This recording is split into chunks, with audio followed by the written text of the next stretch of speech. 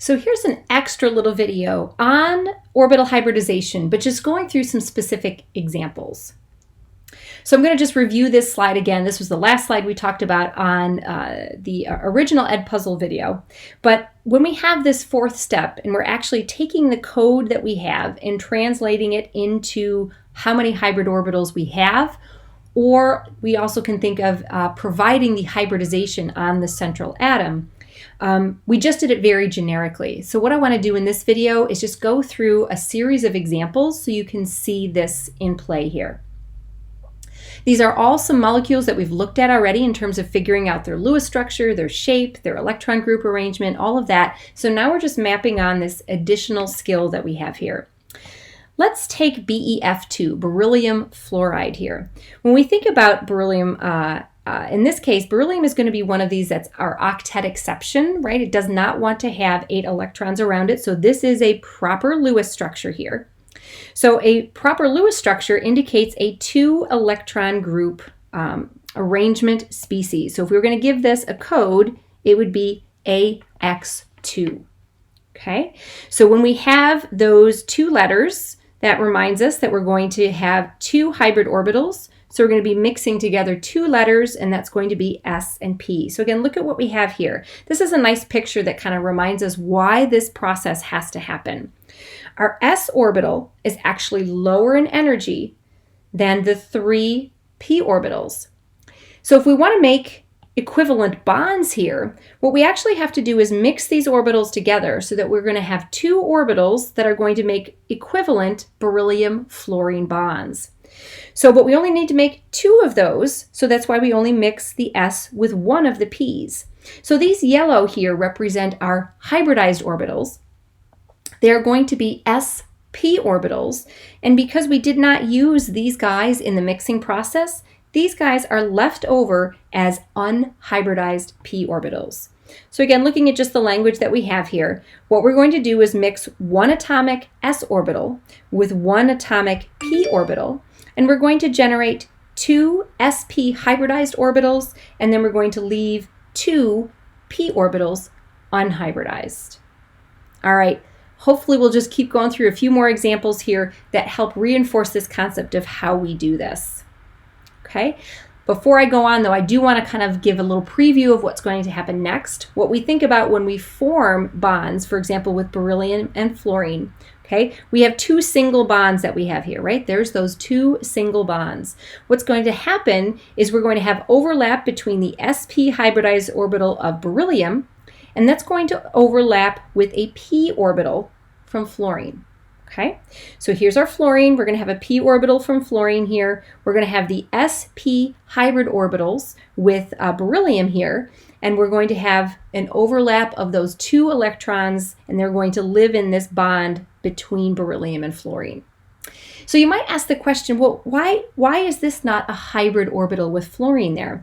Remember, fluorine's only forming a bond to one other thing. So we only need to have 1 orbital. So there doesn't need to be mixing to create equivalent orbitals. This is really only going to be the case when we have these central atoms here. So let's go through a couple more examples here. Let's think about another octet exception with BF3. So here's a proper Lewis structure of BF3, remembering it's okay that it doesn't have a complete octet because of where it is in the periodic table. So we're going to have, again, 3 single bonds in BF3, so we need to do hybridization in order to create 3 equivalent sp2 orbitals. So this is just another way to sort of look at this, another kind of way of looking and represented these electrons. Over here, we kind of drew the orbitals. Here's the s orbital and the 3p orbitals. What we have here is just another representation. Here's the s orbital, lower in energy, and then the 3 equivalent p orbitals. So again, what we need to do is we need to mix the s with 2 of the p's in order to provide 3 equivalent energy sp2 hybridized orbitals that are each going to bring 1 electron to this bonding interaction. And just like we saw before, we're going to have fluorine there with its p orbital.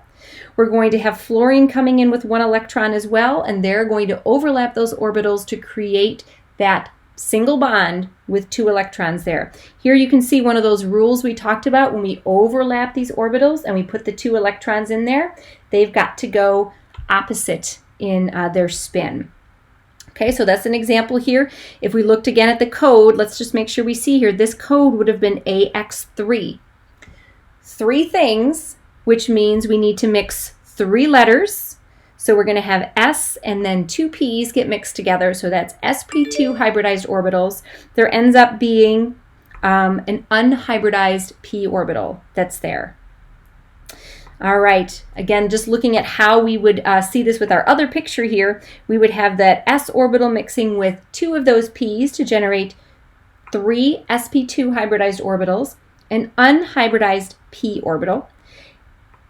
And again, we saw here how those bonds would overlap there. So that's sp2 hybridized orbitals that we see in BF3.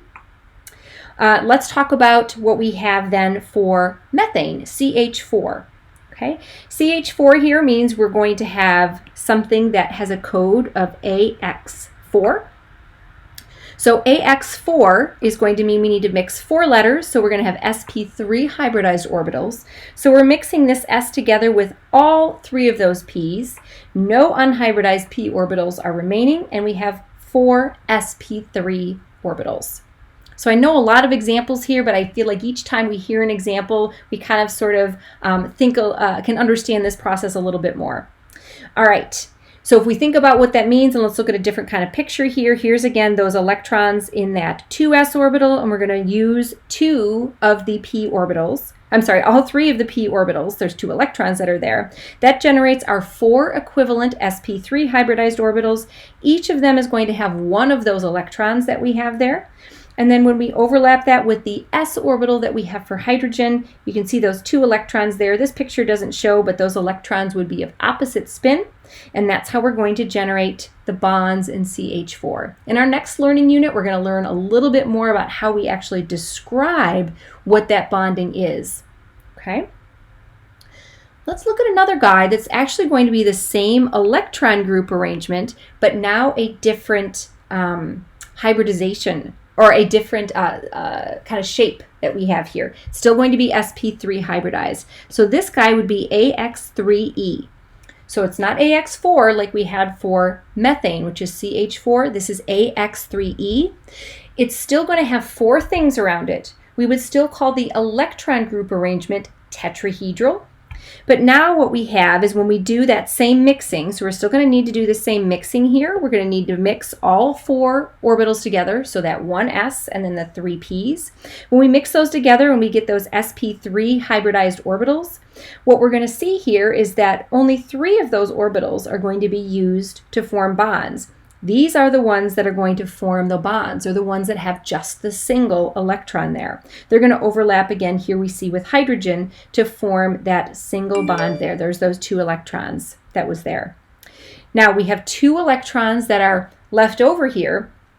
These are not available to do bonding right now because they're 2 electrons. These are going to be the lone pair that we have there. So that lone pair actually is going to sit in an sp3 hybridized orbital. All right, let's think about another example here. Let's think about water. So water again is going to have the same electron group arrangement. It's going to have a different code, AX2E2, 2 atoms, 2 lone pairs. Now what's going to happen here is we have again mixing of the s orbital with the 3 p orbitals to give us 4 sp3 hybridized orbitals. But now if we fill these up, we can see that we are going to have only 2 orbitals with single electrons available to bond. Well, if we think about how oxygen likes to bond with 2 bonds and then have 2 lone pairs left over. Remember? Nitrogen liked 3 bonds and 2 lone pairs. Carbon liked 4 bonds. So all of these trends play out in this deeper dive into understanding how these bonds are formed. So again, these sp3 hybridized orbitals are what are going to be used to be overlapped with the hydrogen 1s orbital. That's going to generate the bond between oxygen and hydrogen there. And then we're going to have two sp3 hybridized orbitals that are left over to house the two lone pairs of electrons.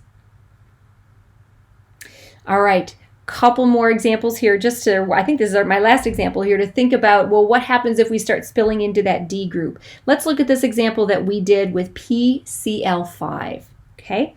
Code for this guy is going to be AX5, which means that we've got 5 electron groups, okay? 5 means we need to mix 5 letters together, so it's going to be our sp3d, okay? So we're going to mix 1s, 3p, and then one of the d orbitals. Remember, we've got 5 d orbitals here, but we're only going to mix one of them here. That's going to be leaving the remaining d orbitals that are unhybridized. We only talked about there being a maximum of sort of 6 letters that we'd have here, so we only talked about one d orbital being unhybridized, but the rest of them are unhybridized as well. So we're going to have 5 sp3d orbitals, each of them containing 1 electron, which is going to overlap with the 3p orbital that we're going to have here to generate our single bonds that we're going to have here with these guys.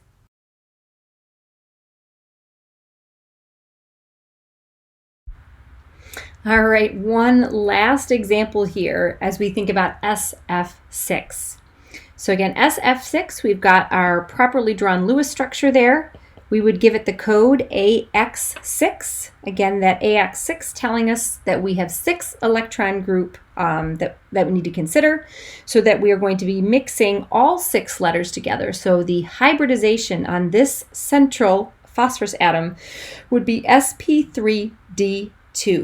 So if we consider what we're going to mix there, we're going to mix that 1s orbital, all 3p orbitals, 2 of the 5 d orbitals to generate 6 sp3d2 orbitals, each with 1 electron, ready to overlap with the 1 electron in the fluorine's 2p orbital and generate the single bonds that we're going to have here between phosphorus and fluorine. All right, so that wraps up kind of our examples here to think about for atomic orbital hybridization.